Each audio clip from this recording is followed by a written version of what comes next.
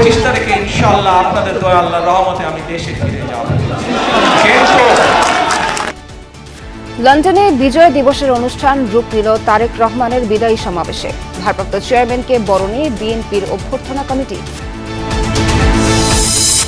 বাংলাদেশ ভারত কূটনৈতিক সম্পর্কে আরেক দফা টানাপোড়েন, দিল্লিতে হাই কমিশনারকে তলব।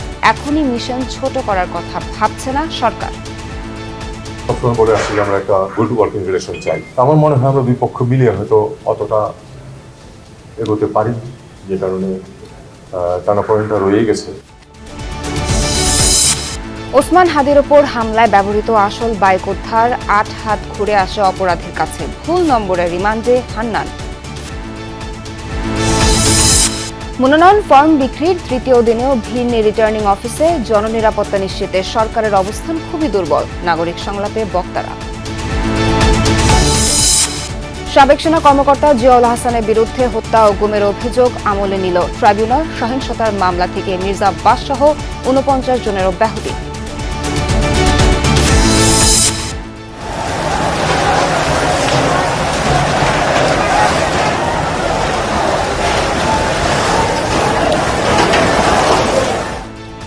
রাজধানীর ইসলামবাগে প্লাস্টিক গোডাউনে ভয়াবহ আগুন, 2.5 ঘন্টার চেষ্টায় নিয়ন্ত্রণ এনেছে ফায়ার সার্ভিসের 11টি ইউনিট।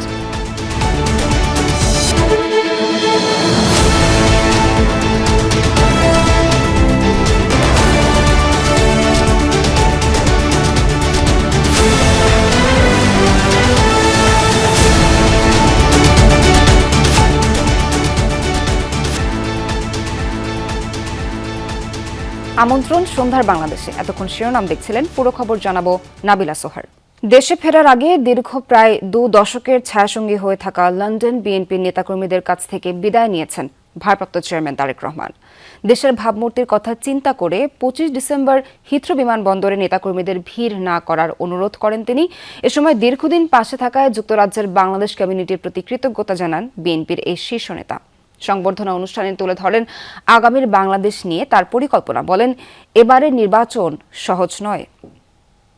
বছর ছিলাম, বিভিন্ন সময়ে বিভিন্ন অনুষ্ঠানে অনেক মানুষের সাথে দেখা হয়েছে, আপনাদের সাথে বহু স্মৃতি আমার রয়ে গিয়েছে। বিজয় দিবস উপলক্ষে যুক্তরাজ্য বিএনপির আয়োজনে লন্ডনের সিটি প্যাভিলিয়নে এই আলোচনা সভার আয়োজন হলেও তার রূপ নেয় তারেক রহমানের বিদায়ী সংবর্ধনায়। বিলেতের রাজনৈতিক সহকর্মীরা প্রায় 1.5 দশকের স্মৃতি রোমন্থন করেন, তৈরি হয় আবেগঘন পরিবেশ। অনুষ্ঠানে তারেক রহমানও কৃতজ্ঞ চিত্তে স্মরণ করেন যুক্তরাজ্য বিএনপির নেতাকর্মী ও বাংলাদেশ কমিউনিটির অবিরাম সমর্থনের কথা। আপনারা বহু মানুষ বিভিন্ন সময় আমার পরিবারের দলের বিপদের সময় আমাকে মানসিকভাবে সাহস দিয়েছেন, সহযোগিতা করেছেন, সমর্থন জুগিয়েছেন। দীর্ঘ বক্তব্যে তারেক রহমান আগামী বাংলাদেশ কেমন হবে তার ধারণা দেন। 4 কোটি পরিবারের জন্য ফ্যামিলি কার্ড, সহজ শর্তে কৃষি উপকরণের জন্য ফার্মার্স কার্ড, শিক্ষা, স্বাস্থ্য, খেলাধুলা নিয়ে বিএনপির পরিকল্পনা জানান। এই 31 দফার ভেতরে আপনার, আমাদের সকলের বেঁচে থাকার মৌলিক অধিকারের নিশ্চয়তা কিভাবে প্রদান করা যায় তার কিছু ডাইরেকশন বা পরিকল্পনা আছে। একটি কার্ড ইন্ট্রোডিউস করতে চাই, যেটার নাম আমরা দিয়েছি ফ্যামিলি কার্ড। এখন লোন নিতে গেলে বিভিন্ন রকম সমস্যা হয় কৃষকদের। তার কাছে যখন এই কার্ডটা থাকবে, সেই ব্যাংকে যাবে, দেওয়ার সাথে সাথে ডিটেল তার সবকিছু চলে আসবে। সব জল্পনা কল্পনার অবসান ঘটিয়ে 25 ডিসেম্বর বাংলাদেশে ফেরার কথা জানান বিএনপির ভারপ্রাপ্ত চেয়ারম্যান। 25 তারিখে ইনশাআল্লাহ আপনাদের দয়া আল্লাহর রহমতে আমি দেশে ফিরে যাব। কিন্তু এখানে উপস্থিত, এই ঘরে উপস্থিত প্রত্যেকটি মানুষের কাছে আমার অনুরোধ, দয়া করে কেউ আপনারা এয়ারপোর্টে সেদিন যাবেন না। 2008 সালের 11 সেপ্টেম্বর চিকিৎসার জন্য সপরিবারে লন্ডনে যান তারেক রহমান। কম্পালসারি। আরিফিন শাকিল, যমুনা নিউজ। বিএনপির ভারপ্রাপ্ত চেয়ারম্যান তারেক রহমানের দেশে ফেরা ঘিরে নানান প্রস্তুতি গ্রহণ করেছে বিএনপি। ইতোমধ্যে তার থাকার জন্য প্রস্তুত করা হয়েছে গুলশান অ্যাভিনিউর একটি বাসা। নয়াপল্টন ও গুলশানের কার্যালয়ে তারেক রহমানের বসার ব্যবস্থাও করা হচ্ছে। এদিকে বিএনপির ভারপ্রাপ্ত চেয়ারম্যানের দীর্ঘ সময় পর স্বদেশ প্রত্যাবর্তন উপলক্ষে অভ্যর্থনা কমিটি গঠন করেছে দল। এই কমিটির আহ্বায়ক বিএনপির স্থায়ী কমিটির সদস্য সালাউদ্দিন আহমদ এবং সদস্য সচিব হিসেবে দায়িত্ব পালন করবেন সিনিয়র যুগ্ম মহাসচিব রুহুল কবির রিজভী। এছাড়াও দলের 10 বিভাগীয় সাংগঠনিক সম্পাদক ও ঢাকা মহানগরের নেতারা এই কমিটিতে আছেন। তারেক রহমানকে কিভাবে স্বাগত জানানো হবে তা নিয়ে দফায় দফায় বৈঠকও করছেন নেতারা।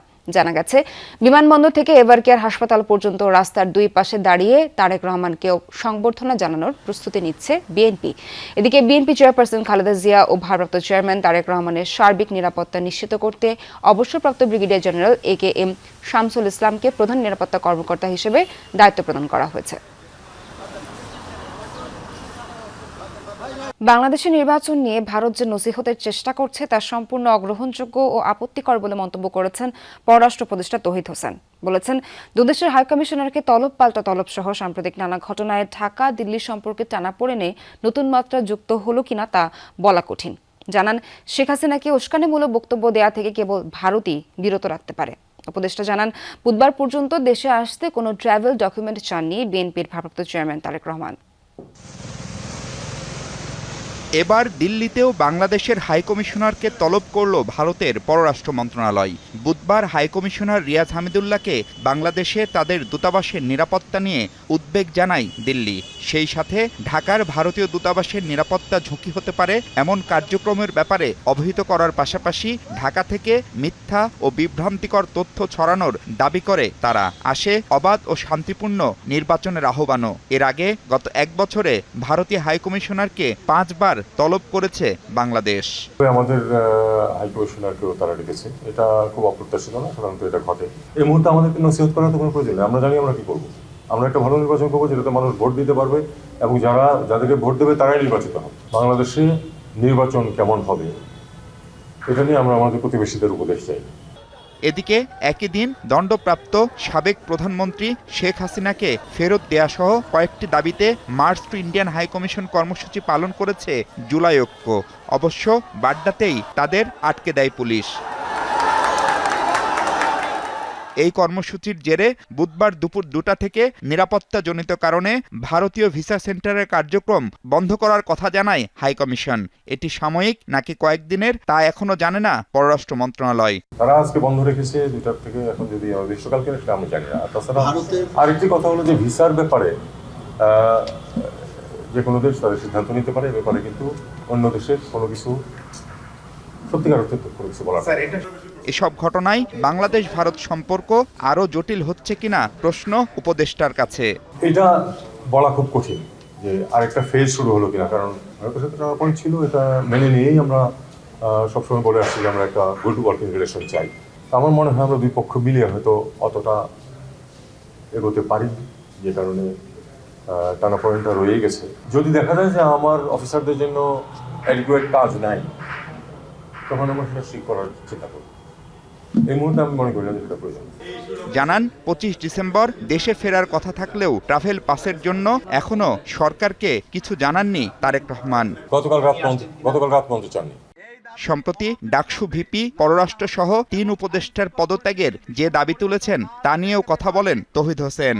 সরকারের বক্তব্য যদি হতো সেটা হয় আমি বলতাম, আর নয়তো সরকারের যে সর্বোচ্চ অফিস সেখান থেকে বলতে। শেখ হাসিনার বক্তব্য নিয়েও সরকারের অবস্থান জানান তিনি। ভারত যদি তাকে থামাতে না চায় আমরা থামাতে পারবো না, এটা আমাদেরকে বুঝে নিতে হবে আমাদের। মাহফুজ মিশু, যমুনা নিউজ, ঢাকা।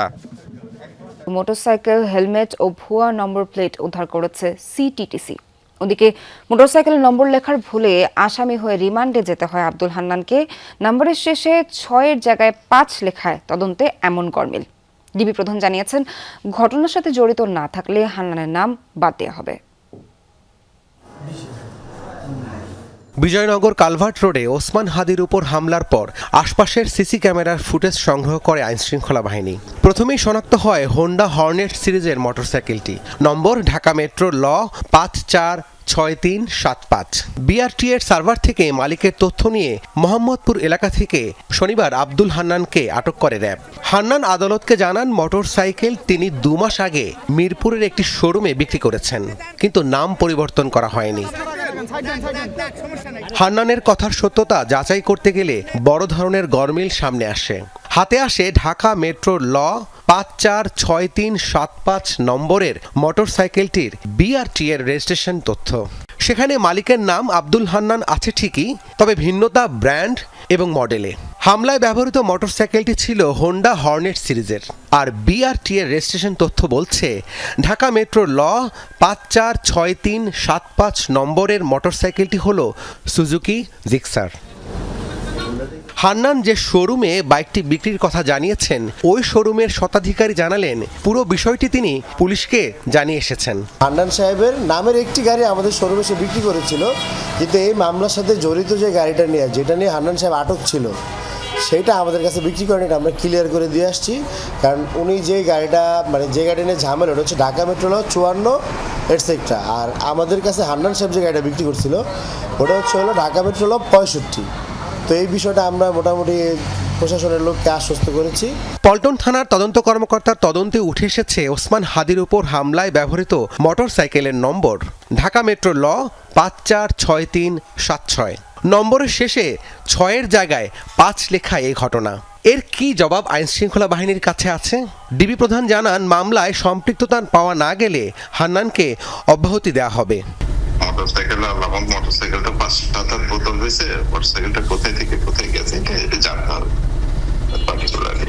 এবং কিছু লোককে আমি না শুরু করতেছি, আমরা দেখি, আমরা ওই জিজ্ঞাসাবাদ করতেছি, তো জিজ্ঞাসাবাদ করে তারপরে সিদ্ধান্ত নেব। হান্নানের পরিবারের অভিযোগ, তাদের কোনো কথাই শুনেনি আইনশৃঙ্খলা বাহিনী। ভুল, ওইটা আমরা সবাই বলছি যে আইসা যে আমরা বলতে বুঝতে পারি না, আপনার যেমন আইলেন এরকম আইসা ঢুকে গেল, যে গাড় মারিয়ে ঢুকে যে ভজর রাজান দেয় তখনই নিয়ে চলে গেল আমার ধানকে।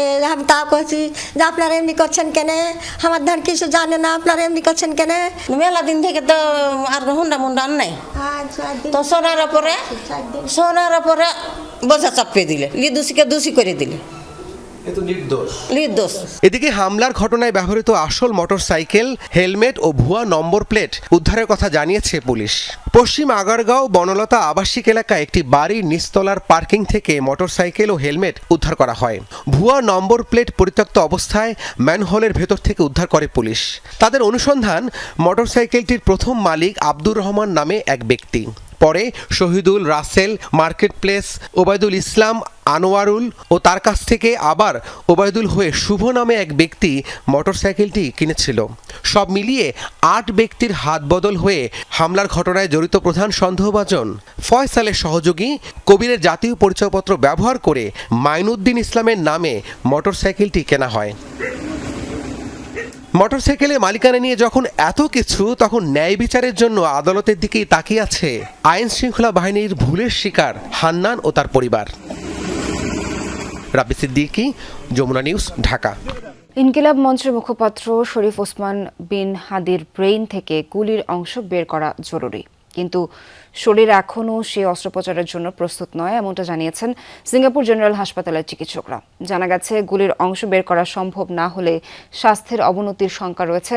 তাকে যুক্তরাজ্য বা যুক্তরাষ্ট্রে নেওয়ার কথা বলা হলেও এই মুহূর্তে সেটা খুবই ঝুঁকিপূর্ণ বলছে হাসপাতাল। জানানো হয়েছে, তার ব্রেইন ছাড়া অন্য সব অঙ্গ প্রত্যঙ্গ সক্রিয়। এখন কিছু পরীক্ষা নিরীক্ষা করা হবে, তাছাড়া পরিবারের সাথে আলোচনা করে পরবর্তী সিদ্ধান্ত নেওয়া হবে। গেল 4 ডিসেম্বর পুরানা পল্টনের বিজয়নগর এলাকায় দুর্বৃত্তদের হামলার শিকার হন ধানমন্ডি 8 আসনের স্বতন্ত্র প্রার্থী ওসমান হাদি। প্রথমে ঢাকা মেডিকেলে একটি জরুরি অস্ত্রোপচার করা হয়, পরে পরিবারের দাবির মুখে চিকিৎসা দেওয়া হয় রাজধানীর এভারকেয়ার হাসপাতালে। সাবেক সেনা কর্মকর্তা জিয়াউল হাসানের বিরুদ্ধে বিচার বহির্ভূতভাবে 5 শতাধিক ব্যক্তিকে গুম ও হত্যায় তথ্য প্রমাণ পেয়েছে ট্রাইব্যুনালের প্রসিকিউশন। তার মধ্যে থেকে শতাধিক মানুষকে গুম ও হত্যায় 3টি অভিযোগ আমলে নিয়েছেন ট্রাইব্যুনাল। জলদস্যু দমনের নামে কথিত বন্দুক যুদ্ধ সাজিয়ে হত্যাকাণ্ড ঘটানো হয়েছে বলেও জানায় প্রসিকিউশন। জিয়াউল হাসানের বিরুদ্ধে বিএনপি নেতা সালাউদ্দিন আহমেদ, ইলিয়াস আলী সহ 300 জনকে গুম ও হত্যার তদন্ত চলছে বলেও জানা যায়। আওয়ামী লীগের আমলে গুম এবং বিচার বহির্ভূত হত্যার মাস্টার মাইন্ড ছিলেন সাবেক সেনা কর্মকর্তা জিয়াউল হাসান। ট্রাইব্যুনালে এমন দাবি জানিয়ে প্রসিকিউশন বলছে, তার বিরুদ্ধে অন্তত 500 জনকে গুম, নির্যাতন ও হত্যার তথ্য মিলেছে। বাংলাদেশে গুমের ব্যাপারে মহাকাব্যিক অবদান যার, তিনি হচ্ছেন আসামি জিয়াউল হাসান। বুধবার শতাধিক ব্যক্তিকে গুমের পর হত্যা মামলায় জিয়াউল আহসানের বিরুদ্ধে ট্রাইব্যুনালে আনুষ্ঠানিক অভিযোগ দাখিল করে প্রসিকিউশন। এর মধ্যে গাজীপুরে 3 জন এবং বরগুনার পাথরঘাটার চরদুয়ানিতে নিয়ে অন্তত 50 জনকে হত্যার 2টি অভিযোগ আনা হয়। কিভাবে গুম করে হত্যা করা হতো সেই নৃশংস বর্ণনাও ট্রাইব্যুনালে তুলে ধরেন চিফ প্রসিকিউটর। সাগরের মোহনায় গিয়ে এই অসহায় ভিকটিমদেরকে এক এক করে ওই ট্রলারের খোলের মধ্যে থেকে বের করে তাদেরকে ট্রলারের পাটাতনের পাশে নিয়ে এসে মাথায় বালিশ ঠেকিয়ে গুলি করে মাথায় বা বুকে গুলি করে হত্যা করা হতো। হত্যা করার পরে কমান্ডো নাইফ দিয়ে তাদের পেটগুলোকে চিরে দেওয়া হতো। চিরে দেওয়ার পরে তাদেরকে পেটের সাথে এবং পায়ের সাথে সিমেন্টের ব্লক, সিমেন্টের বস্তা, ইট এগুলো বেঁধে দিয়ে ভিকটিমদেরকে সাগরে বা নদীতে ফেলে দেওয়া হতো যাতে লাশগুলো কখনো ভেসে না ওঠে। এছাড়া সুন্দরবন এলাকায় জলদস্যু দমনের নামে 3টি অপারেশনে বন্দুকযুদ্ধের নাটক সাজিয়ে বেশ কয়েকজনকে হত্যার আরেকটি অভিযোগও রয়েছে জিয়াউল আহসানের বিরুদ্ধে। কয়েকটি অপারেশন করেছিলেন বনদস্যুদের দমনের নামে। একটা অপারেশন নিশানখালী, অপারেশন কটকা, অপারেশন মরা ভোলা। তারা সাংবাদিককে নিয়ে গেছে, হেলিকপ্টার নিয়ে গেছে দেখানোর জন্য যে আমরা অপারেশন চালিয়ে সুন্দরবনে বনদস্যু হত্যা করছি। কিন্তু এই অপারেশনগুলোর আড়ালে তারা বিভিন্ন সময়ে গুম করে রাখা মানুষদেরকে সাথে নিয়ে যেত। 2 জন বনদস্যু থাকতো, 8 জন হয়তো এরকম মানুষ যাদেরকে গুম করা হয়েছে তাদেরকে নিয়ে যাওয়া হতো ট্রলার করে। শুধু তাই নয়, বিএনপি নেতা সালাউদ্দিন আহমেদ, ইলিয়াস আলী, সাজিদুল হক সুমন সহ 3 শতাধিক মানুষকে গুমের তথ্য প্রমাণ মিলেছে বলেও জানায় প্রসিকিউশন, যার তদন্ত চলছে। এই 8 জনকে তুলে নেওয়ার কাজটি এটা জিয়াউল আহসানের নির্দেশ এবং তার প্রত্যক্ষ তত্ত্বাবধানে হয়েছে। ইলিয়াস আলীকে উঠিয়ে নেওয়া, রাস্তার থেকে তাকে গুম করা এবং তাকে পরবর্তীতে হত্যা করা হয়েছে বলে জানা গেছে তদন্তে। বিএনপির নেতা সালাউদ্দিন আহমেদ সাহেবকে তুলে নেওয়া এবং পরবর্তীতে তাকে ভারতে পাচার করে দেয়া, এই কাজটির পেছনে জিয়াউল আহসান ছিলেন এবং তার নেতৃত্বে এগুলো হয়েছে। গুম ও হত্যায় অসাধারণ দক্ষতার কারণে নিয়ম বহির্ভূতভাবে আওয়ামী লীগের আমলে জিয়াউল আহসানকে পদোন্নতি দেওয়া হয় বলেও জানায় চিফ প্রসিকিউটর। রাব্বি হোসেন, যমুনা নিউজ, ঢাকা। বিদেশে জনশক্তি রপ্তানির ক্ষেত্রে দালাল ও প্রতারণামুক্ত ব্যবস্থা নিশ্চিত করতে হবে বলে জানিয়েছেন প্রধান উপদেষ্টা ডক্টর মোহাম্মদ ইউনূস। আন্তর্জাতিক অভিবাসী এবং জাতীয় প্রবাসী দিবসের অনুষ্ঠানে তিনি বলেন, এই খাতকে দালালের প্রতারণার জাল থেকে বের করতে হবে। এ কারণে বিশ্বের অনেক দেশ বাংলাদেশ থেকে শ্রমশক্তি নেওয়া বন্ধ রেখেছে বলেও জানান প্রধান উপদেষ্টা। রাজধানীর ওসমানী স্মৃতি মিলনায়তনে আন্তর্জাতিক অভিবাসী ও জাতীয় প্রবাসী দিবসের অনুষ্ঠান। এতে প্রধান অতিথি হিসেবে যোগ দেন অন্তর্বর্তী সরকার প্রধান ডক্টর মোহাম্মদ ইউনূস। দেশের অর্থনীতিতে প্রবাসীদের গুরুত্ব তুলে ধরে ডক্টর ইউনূস বলেন, বিদেশে জনশক্তি রপ্তানিতে বড় বাধা দালালদের দৌরাত্ম্য। এ বিষয়ে সরকারের অসহায়ত্বের কথাও তুলে ধরেন তিনি। দালাল, এর থেকে বের হবার কোনো উপায় নাই। একটা দালাল বেষ্টিত জগৎ। এই বিদেশ যাওয়াটা দালাল আর প্রতারণার সঙ্গে সাংঘাতিক রকম ভাবে যুক্ত। কে কার থেকে কি কারণে টাকা নিচ্ছে বোঝা মুশকিল। সরকার অনেক দূরে এটার থেকে, ভেতরে ঢোকার ক্ষমতা সরকারের নাই, এখনো হয়নি, আশা করি একদিন হবে। প্রফেসর ইউনূস বলেন, মধ্যপ্রাচ্য থেকে শুরু করে একাধিক দেশের অভিযোগ বাংলাদেশ থেকে যাওয়া অভিবাসন প্রার্থীদের কাগজ বৈধ নয়। এর কারণে বিশ্বের অনেক দেশ বাংলাদেশ থেকে শ্রমশক্তি নেওয়া বন্ধ রেখেছে। প্রথম কথা হলো, তোমাদের কাগজপত্র সব জাল, নকল, বেজাল, ভুয়া। একাধিক দেশের একই অভিযোগ। আমরা একটা জালিয়াত দেশ হিসেবে, জালিয়াত জাতি হিসেবে বেঁচে থাকবো? সবার দরজা একের পর এক বন্ধ করে দেবে? অভিযোগ একটাই, জালিয়াতি। কেন আমরা জালিয়াতির দেশ হয়ে যাচ্ছি? কেন আমরা সুশৃঙ্খল ভাবে কাজটা করতে পারি না? সেটি হলো চ্যালেঞ্জ। এটা তো টাকার বিষয় না, এটা সিস্টেমের বিষয়।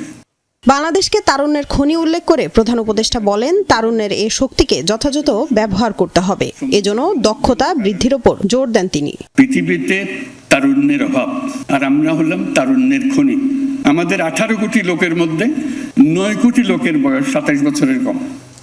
এর চাইতে তরুণ জনসংখ্যা কোথায় পাবে? সারা দুনিয়াকে আসতে হবে এখানে।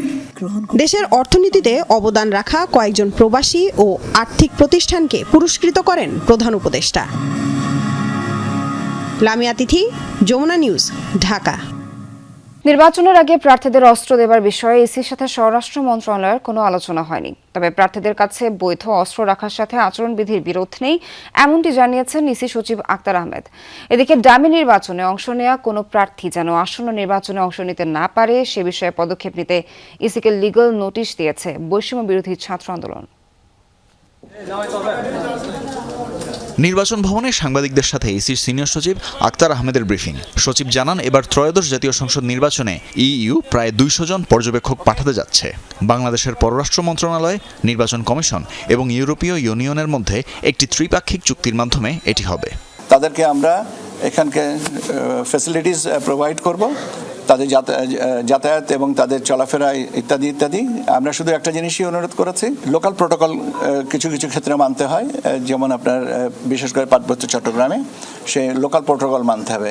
ওনাদের ইকুইপমেন্ট অ্যাক্সেসরিজ এখানে নিয়ে আসবেন, সেগুলো ফেরত নিয়ে যাবেন। ভোটের আগে বৈধ অস্ত্র জমা দেওয়ার বিষয়ে দৃষ্টি আকর্ষণ করা হলে ইসি সচিব বলেন, সময়ের সাথে অস্ত্র জমা নেওয়ার বিষয়টি প্রাসঙ্গিক মনে হলে সেই অনুযায়ী ব্যবস্থা নেওয়া হবে। যদি মনে করা হয় over the period of time আচরণবিধি এখানে কোনো জায়গায় সামান্য সংশোধন বা সংযোজন বা বিয়োজন বা অ্যাডজাস্টমেন্ট লাগবে, এটা করব। বৈধ অস্ত্র জমা নেওয়ার বিষয়টা যখন প্রাসঙ্গিক হবে তখন যদি মনে করা হয় যে এই জাতীয় নিরাপত্তার বিষয়টা বিবেচনা নেবেন, সে অনুযায়ী এটা ব্যবস্থা নেওয়া হবে। পরে বিকেলে সিইসির সাথে সাক্ষাৎ করতে যায় বৈষম্য বিরোধী ছাত্র আন্দোলন প্ল্যাটফর্মের নেতৃবৃন্দ। বিগত 3টি প্রহসনের নির্বাচনের ডামি প্রার্থীদের আসন্ন নির্বাচনে অবৈধ ঘোষণা সহ প্রয়োজনীয় ব্যবস্থা নিতে সিইসির প্রতি আহ্বান জানান তারা। 26-এর নির্বাচনে তারা যাতে প্রার্থী হতে না পারে সেই লক্ষ্যে আমরা লিগ্যাল নোটিশ পৌঁছে দিয়েছি। 2026-এর নির্বাচনে নির্বাচন কমিশন থেকে আমরা জানতে চাই যে ডামি নির্বাচনে প্রার্থীরা অংশগ্রহণ করবে কি করবে না। জুলাই আগস্টের যে গণহত্যা, সেই গণহত্যার ভিত্তিপ্রস্তর আসলে 24-এর নির্বাচনের মধ্য দিয়ে স্থাপন করা হয়েছিল। নির্বাচনের সার্বিক পরিস্থিতি সুখকর নয় বলে অভিযোগ বৈষম্য বিরোধী ছাত্র আন্দোলনের নেতৃবৃন্দের। এটা আমাদের অঙ্গীকার। তানফির মৌসুম, যমুনা নিউজ, ঢাকা। নির্বাচন কমিশনের ঘোষিত তফসিল অনুযায়ী সারা দেশে একযোগে চলছে মনোনয়নপত্র বিতরণ কার্যক্রম। ডিসেম্বরের 15 তারিখ থেকে শুরু হয় মনোনয়নপত্র বিতরণ, তবে এখনও প্রার্থীদের মধ্যে খুব একটা তাড়া দেখা যাচ্ছে না। দিন যত গড়াবে রিটার্নিং কর্মকর্তার কার্যালয়ে প্রার্থীদের আনাগোনা তত বাড়বে বলে আশা করছেন নির্বাচন সংশ্লিষ্টরা। দরজায় কড়া নাড়ছে ত্রয়োদশ জাতীয় সংসদ নির্বাচন। চলছে নির্বাচনের মনোনয়নপত্র সংগ্রহ কার্যক্রম। তবে এখনও ডিসি অফিস এবং বিভাগীয় কমিশনার কার্যালয়ের সামনে প্রার্থীদের আনাগোনা তেমন একটা দেখা যাচ্ছে না। ঢিলে ঢালাভাবেই চলছে মনোনয়নপত্র সংগ্রহ। 15 তারিখ থেকে মনোনয়নপত্র বিতরণ শুরুর পর রাজধানী ঢাকার 3টি স্থান থেকে পত্র নিয়েছেন মাত্র 6 জন। তারা হলেন ঢাকা 11 আসনে জাতীয় পার্টি থেকে SM আনিসুল হক সেলিম, একই আসনে বিএনপির MA কাইয়ুম, ঢাকা 12 আসনে বিপ্লবী ওয়ার্কার্স পার্টির আকবর খান এবং স্বতন্ত্র প্রার্থী মজিবুল ইসলাম, ঢাকা 16 আসনে স্বতন্ত্র প্রার্থী আব্দুল লতিফ, ঢাকা 17 আসনে স্বতন্ত্র প্রার্থী রাশিদুল হক সুজন। ঢাকা মহানগরীর 186, ঢাকা 13 অর্থাৎ মোহাম্মদপুর এলাকাটা এবং 188 ঢাকা 15, এই দুটি আসনের আমি রিটার্নিং অফিসারের কার্যালয় হতে একটি মনোনয়নপত্র বিতরণ হয়েছে। এছাড়া ঢাকা 15 আসন থেকে আরও একজন প্রার্থী গণফোরাম থেকে মনোনয়নপত্র সংগ্রহ করেছেন। পাশাপাশি ঢাকা 13 আসন থেকে সোহেল রানা নামে একজন ব্যক্তি, উনি স্বতন্ত্র প্রার্থী হিসেবে মনোনয়নপত্র সংগ্রহ করেছেন। একই চিত্র বিভিন্ন জেলায়। টাঙ্গাইলে এখন পর্যন্ত 4 জন স্বতন্ত্র প্রার্থী মনোনয়নপত্র সংগ্রহ করেছেন। নির্বাচন সংশ্লিষ্টরা বলছেন, ভোটের জন্য সকল প্রস্তুতি নেওয়া হয়েছে। দিন যত গড়াবে প্রার্থীদের আনাগোনাও ততই বাড়বে বলে আশা রিটার্নিং কর্মকর্তাদের। নির্বাচন কমিশনের নির্দেশনা মোতাবেক সকল প্রস্তুতিমূলক কার্যক্রম আমরা সম্পন্ন করে যাচ্ছি। এ জেলায় ইতিমধ্যে 163টি ভোট কেন্দ্র চূড়ান্ত হয়েছে। ইতিমধ্যে 4 জন প্রার্থী মনোনয়ন সংগ্রহ করেছেন। আশা করছি যে 29 ডিসেম্বর যে নির্ধারিত তারিখ রয়েছে মনোনয়নপত্র জমা দেওয়ার শেষ তারিখ, এই নির্ধারিত তারিখের মধ্যেই সকল প্রার্থীরা তাদের মনোনয়নপত্র সংগ্রহ করে তারা জমা প্রদান করবেন। খুলনায় প্রার্থীদের মধ্যে খুব একটা তাড়া নেই। 6টি সংসদীয় আসনে এখন পর্যন্ত মনোনয়নপত্র সংগ্রহ করেছেন 12 জন। এর মধ্যে খুলনা 3 আসনে বিএনপি প্রার্থী রকিবুল ইসলাম বকুল সহ 2 জন, খুলনা 4 আসনে 2 জন, 5 ও 6 আসনে 1 জন করে মনোনয়নপত্র সংগ্রহ করেছেন। জাতীয় নির্বাচন এবং গণভোট একসাথে, এটা কিন্তু একটা ঐতিহাসিক নির্বাচন। এই নির্বাচনটা যেন আমরা সবার কাছে গ্রহণযোগ্য হয়, বিশেষ করে আমাদের রাজনৈতিক দল ভোটার যেন তারা তাদের প্রার্থী পছন্দের প্রার্থীকে সুন্দরভাবে ভোট দিতে পারে এবং নিরাপদে বাড়ি ফিরে যেতে পারে, সেই একটা পরিবেশ, উৎসব মুখর পরিবেশ আমরা তৈরি করতে চাই। 29 ডিসেম্বর মনোনয়ন ফর্ম জমা দেওয়ার শেষ দিন। নির্বাচনী কার্যক্রম নিরবচ্ছিন্ন করতে সাপ্তাহিক ও সরকারি ছুটির দিনেও খোলা থাকছে রিটার্নিং ও সহকারী রিটার্নিং অফিসারের কার্যালয়। রাহিম সারোয়ার, যমুনা নিউজ। রাজধানীর পুরান ঢাকার ইসলামবাগে একটি প্লাস্টিকের কারখানায় লাগা আগুন নিয়ন্ত্রণে আসে প্রায় 2.5 ঘন্টা পর। আগুন ছড়ায় পাশে থাকা 8তলা ভবনসহ 4-5টি টিনশেড বাড়িতেও। দুপুর 1টার দিকে আগুনের সূত্রপাত, যা নিয়ন্ত্রণে কাজ করে ফায়ার সার্ভিসের 11টি ইউনিট। এই ঘটনায় কেউ হতাহত না হলেও ব্যাপক ক্ষয়ক্ষতি হয়েছে। পুরান ঢাকার অন্যতম ঘিঞ্জি এলাকার একটি ইসলামবাগ। এখানেই একটি প্লাস্টিক কারখানায় লাগে আগুন। দেখতে দেখতেই বিশাল আকার ধারণ করে আগুনের কুণ্ডলী, ছড়িয়ে পড়ে পাশের বাড়ি ঘরেও।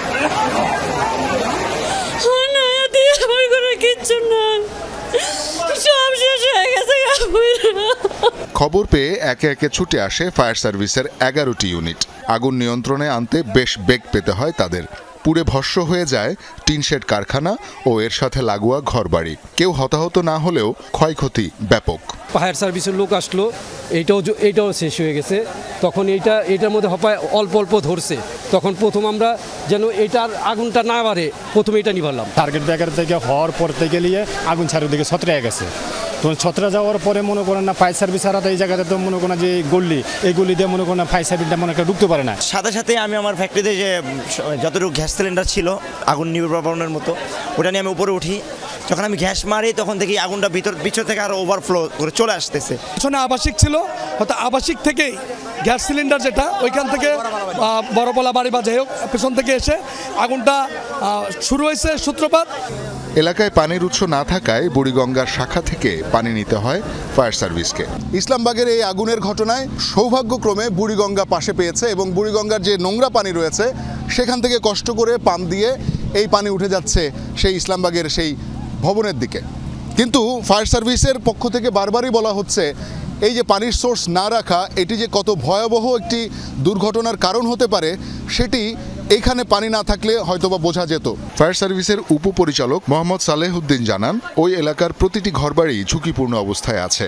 এমন অগ্নিকাণ্ডে ব্যাপক ক্ষয়ক্ষতির আশঙ্কা থেকেই যায়। নিচে আপনার একতলা ইট, তারপরে টিন দিয়ে আবার 4তলা। কোন মানুষ কোন বিবেকের প্রেক্ষিতে এ ধরনের বিল্ডিং তৈরি করে এবং বিল্ডিং ভাড়া দেয় আমরা ঠিক বুঝি না, এবং এগুলা বিল্ডিংয়ের কোনো শ্রেণীতেই পড়ে না। আমরা যদি বাংলাদেশ ন্যাশনাল বিল্ডিং কোডের কথা বলি, সেফটির দিক থেকে যদি বলি, এগুলা কোনো বিল্ডিংয়ের আওতায় পড়ে না। মানুষজন অত্যন্ত ঝুঁকি নিয়ে, জীবনের ঝুঁকি নিয়েই কিন্তু এখানে বসবাস করছে। ফায়ার ফাইটারদের প্রায় 2.5 ঘন্টার প্রচেষ্টায় নিয়ন্ত্রণে আসে আগুন। শওকত মঞ্জুর শান্ত, যমুনা নিউজ, ঢাকা। আবারও ফ্যাসিবাদী দেশ হিসেবে বিশ্বে পরিচিতি হতে চাই না বলে মন্তব্য করেছেন বিএনপির স্থায়ী কমিটির সদস্য ডক্টর আব্দুল মঈন খান। দুপুরে জাতীয় প্রেস ক্লাবে এক আলোচনা সভায় তিনি এই মন্তব্য করেন। বলেন, গত 54 বছরে যখনই কোনো স্বৈরশাসক দেশের মানুষের বাক স্বাধীনতা কেড়ে নিয়েছে তখনই বিদ্রোহ হয়েছে।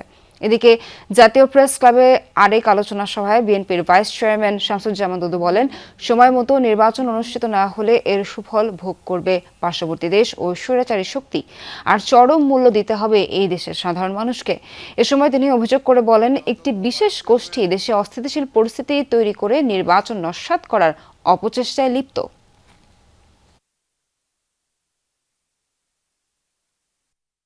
আমরা নিজের জন্য নয়, আমরা ক্ষমতার জন্য নয়, আমরা অর্থবিত্তের জন্য নয়, আমরা এই বাংলাদেশের দরিদ্র মানুষের সেবা করার জন্য আমরা স্বাধীনতা এনেছিলাম। বিএনপি হচ্ছে গণতন্ত্রের দল, বিএনপি হচ্ছে জনসমর্থিত দল। এই দুই গণহত্যাকারী আমাদের বাংলাদেশকে বিপন্ন করতে পারে। জননিরাপত্তা নিশ্চিতে সরকারের অবস্থান খুবই দুর্বল।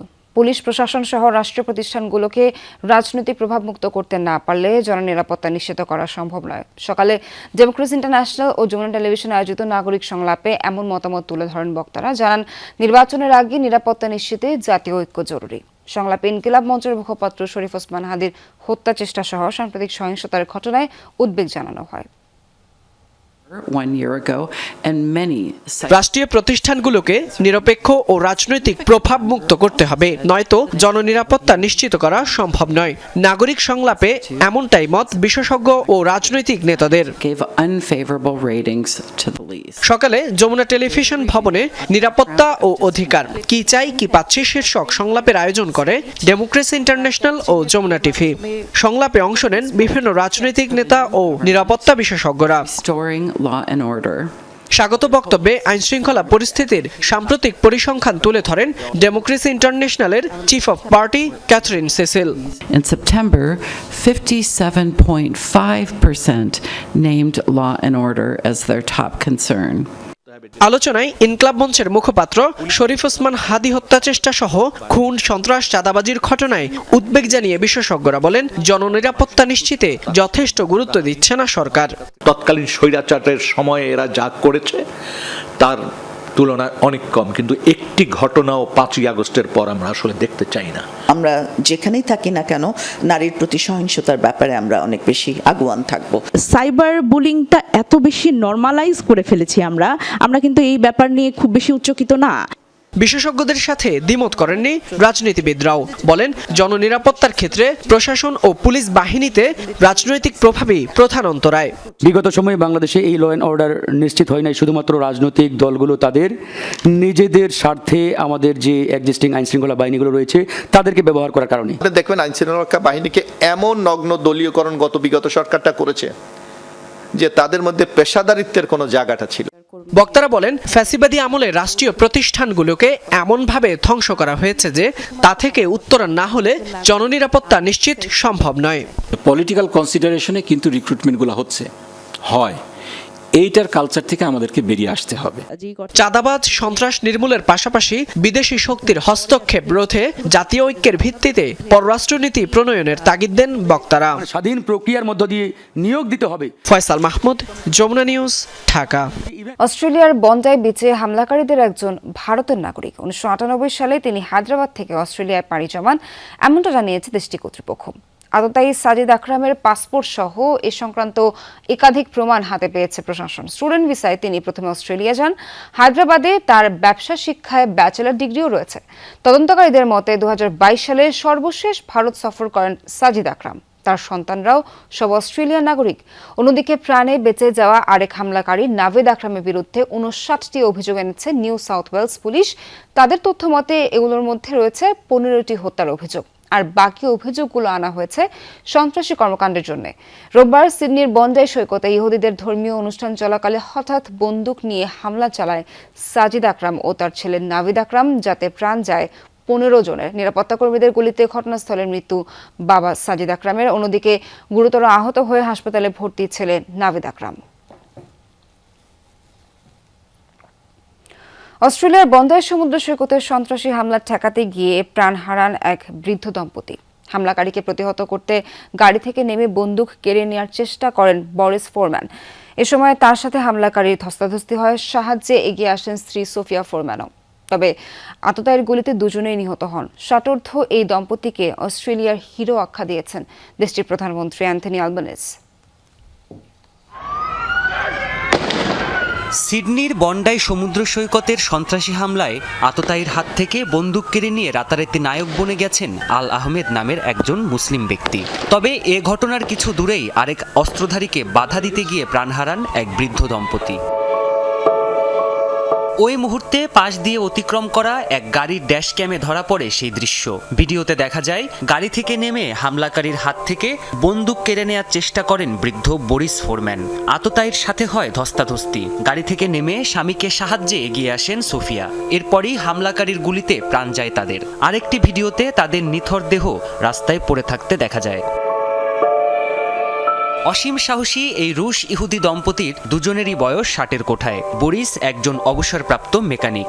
স্ত্রী সোফিয়া স্থানীয় গণমাধ্যম অস্ট্রেলিয়া পোস্টে কাজ করতেন। স্থানীয়দের কাছে বেশ পরিচিত ছিলেন তারা। বৃদ্ধ দম্পতির সাহসিকতার প্রশংসা করেছেন অস্ট্রেলিয়ার প্রধানমন্ত্রী Anthony Albanese. I pay tribute আমি বরিস ও সোফিয়া গুরম্যানের প্রতি অসীম শ্রদ্ধা জ্ঞাপন করছি। বরিস গাড়ি থেকে নেমে সন্ত্রাসীদের একজনকে প্রতিহতের চেষ্টা করেছিলেন, আর সে কারণেই মিস্টার ও মিসেস গুরম্যানকে তাদের জীবন হারাতে হয়। রেউভেন মরিসন নামের আরও একজন ব্যক্তি হামলাকারীর ওপর ইট ছুঁড়ে মেরেছিল। সন্ত্রাসীরা তাকেও হত্যা করেছে। তারা সবাই এই দেশের হিরো। পুলিশ বলছে ওভারব্রিজের সামনে হামলাকারীকে প্রতিহতের চেষ্টা করেছিলেন গুরম্যান দম্পতি। সেখানেই অস্ত্র ছিনিয়ে নেওয়ার চেষ্টা করা বরিসকে হত্যা করে আততায়ী। এরপর পুলিশের সাথে জড়ায় সংঘর্ষে। অস্ট্রেলিয়ায় বিগত কয়েক দশকের মধ্যে ঘটা সবচেয়ে বড় এ সন্ত্রাসী হামলায় শিশু, বৃদ্ধসহ মোট 15 জন নিরপরাধ মানুষের প্রাণ যায়। তাদের প্রতি শ্রদ্ধা নিবেদনে প্রতিদিনই বন্ডাই সমুদ্র সৈকতে জড়ো হচ্ছে শত শত মানুষ। প্রাণপ্রতিম কুণ্ডু, যমুনা নিউজ। দর্শক, শেষ করছি আজকের সন্ধ্যা বাংলাদেশের আয়োজন। সঙ্গে থাকার জন্য সবাইকে অনেক অনেক ধন্যবাদ।